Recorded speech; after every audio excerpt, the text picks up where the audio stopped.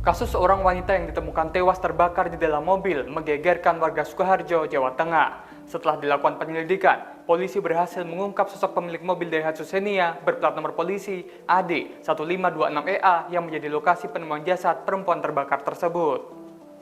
Mobil Daihatsu Xenia yang terbakar tersebut ternyata milik korban yang ditemukan tewas di jok belakang, yakni sosok YL 42 tahun.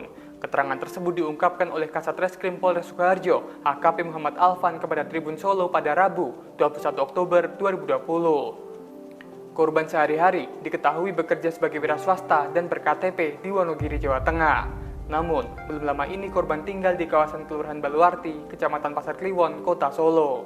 Terkait kasus ini, polisi telah memeriksa sejumlah saksi untuk dimintai keterangan perihal penemuan jasad korban. Meski telah memeriksa 3 saksi, Polres Sukoharjo belum bisa memastikan penyebab meninggalnya korban karena masih menunggu hasil otopsi. Sementara, terkait sosok YL, korban ternyata masih memiliki hubungan kerabat dengan Presiden Jokowi. Keterangan tersebut diungkapkan oleh Andi Wibowo yang diketahui merupakan sepupu Presiden Jokowi. Andi mengatakan bahwa YL merupakan kakak iparnya. Jenazah YL oleh pihak keluarga akan disemayamkan di rumah duka Tiongting, Jebres, Kota Surakarta.